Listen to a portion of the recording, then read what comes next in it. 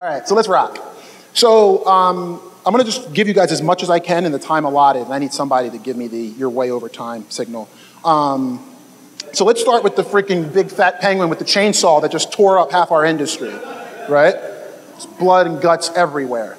And I think a lot of people woke up and thought this, like, oh, I don't have to actually do hard work. Like, 'cause when you actually see the sites that get hit from this stuff, you're like, did you actually think that was going to work forever? Like, did you actually think that was going to work forever?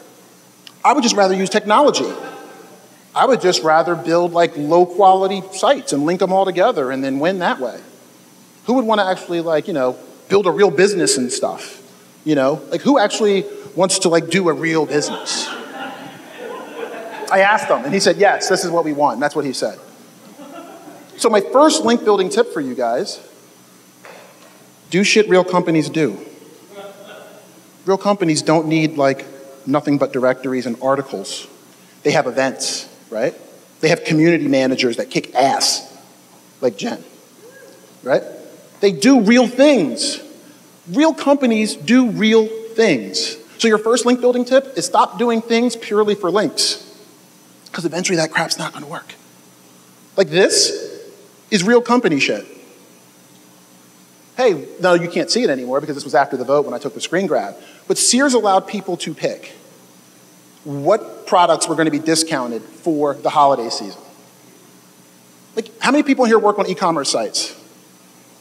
How many of you do something like this during the holiday? Right, because you're too busy getting directory links. This is real company shit. And look, it got 117 linking root domains. How many here would love 117 linking root domains to something? They're actually quality and valuable. A lot of us. And this is what they did to get those 117 links. Press release optimization with no anchor text and just our brand name. So most of those 117 links came from distributed press releases. If most of us had bosses or clients who would let us help open up to the social web, kind of, can we discount products this holiday season and give the difference to charity? Wouldn't most of us build a lot more than 117 links from press releases?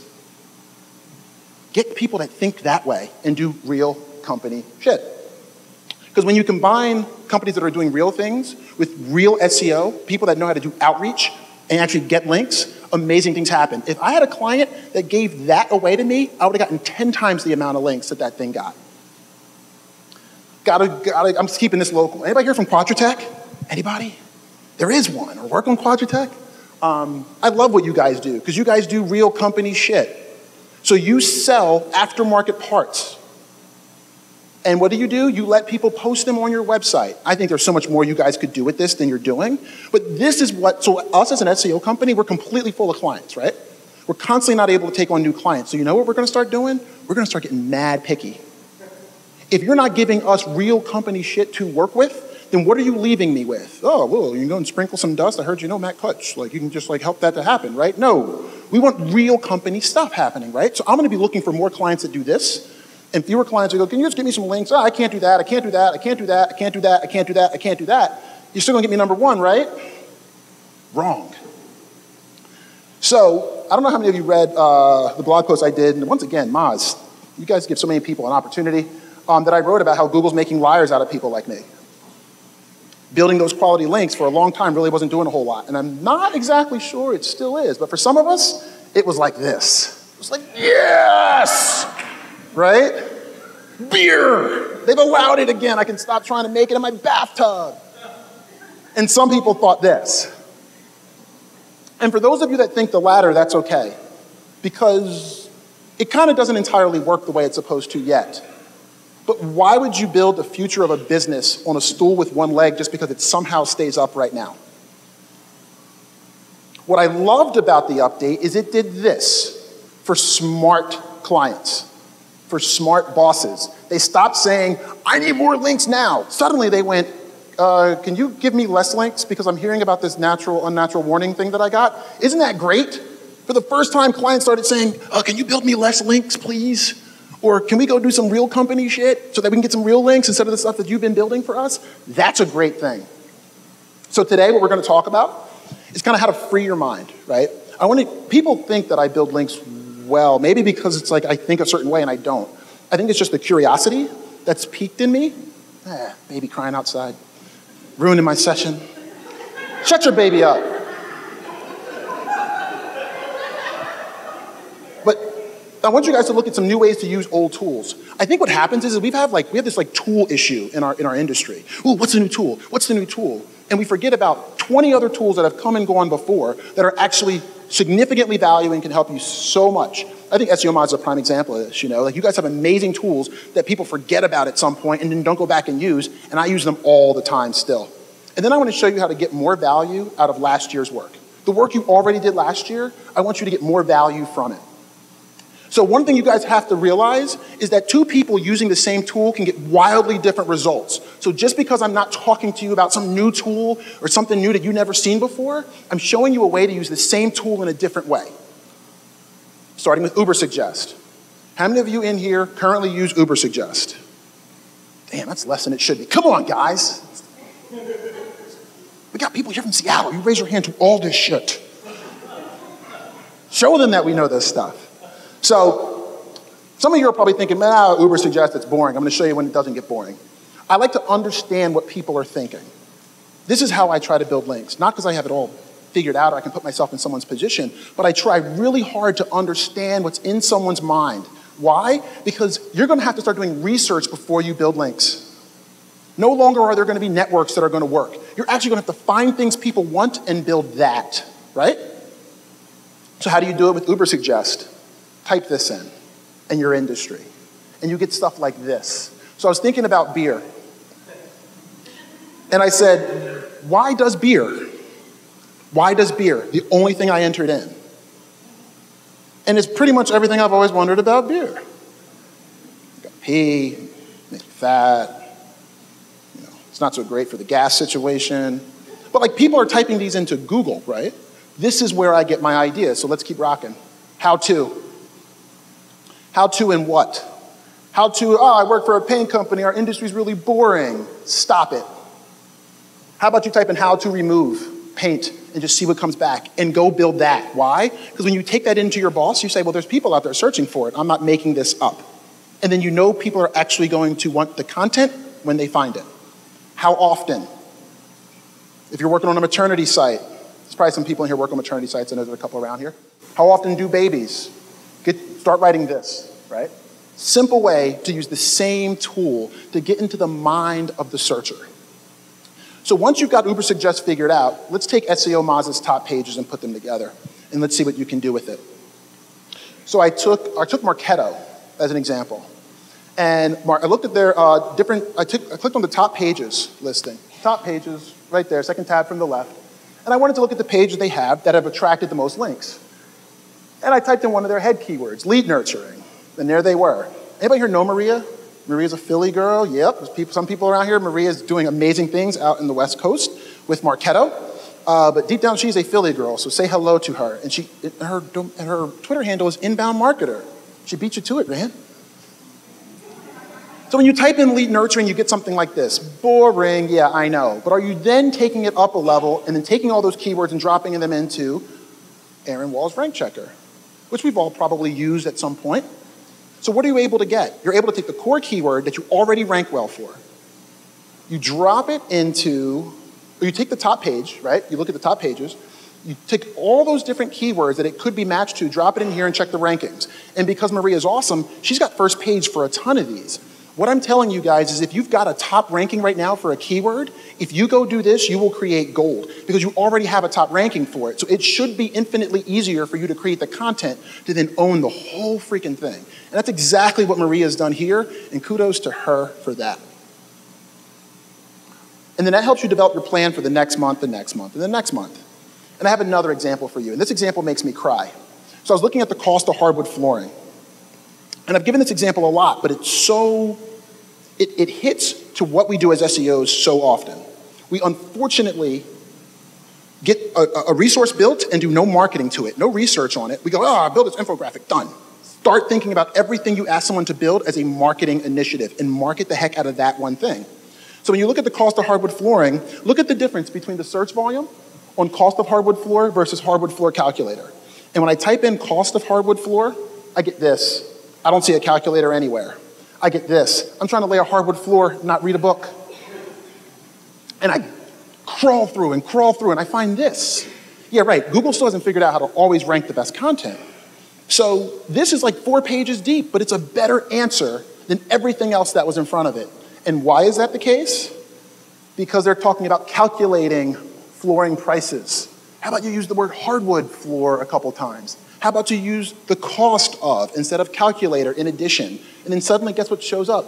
Tons of rankings, tons of opportunity, tons and tons and tons of referrals and leads. And then you can actually do some real SEO to this, right? Like, who would want to talk about it? Like, all these people, all these websites, some big ones, some smaller ones, they would probably want to talk about that calculator.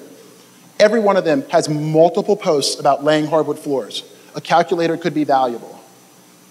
So I'd imagine a lot of you, because a lot of us are crybabies, well, I can't, how do I get them to link to me? I mean, it's HGTV, blah, blah, blah, blah, blah. Pay them. Pay them. You're probably thinking this right now. You're probably thinking this right now. But I want you to just think. Because I got something for you. So I like to do things that real companies do, right? So if the theme of this is do the things that real companies do, then why don't we do what real companies do? Like this. Bloomberg, Forbes, real companies? Anybody disagree with that? Don't think so, right? Wall Street Journal, Chicago Tribune, they have special advertiser sections, and they look like this. It says advertisement at the top, but that looks like a regular darn article. That looks like a lot more like an article than an advertisement to me, now doesn't it? And that's an advertisement, so guess what? It's paid. Somebody paid to have an article that just said advertisement in really small type at the top. Telling me you can't pay for them? If you do stuff that those guys do, it works. But if you want to try to do it the hard way, and I don't blame you one bit, I like doing stuff the hard way. Go to this URL, and it's my whole presentation I did on stalking. And it wasn't really stalking as much as it was about helping, but stalking was a better title, so it was like a better hook. But it's how do you find out when people that are writing things that you care about are looking for a story that you might be able to help them with. I got a whole dashboard.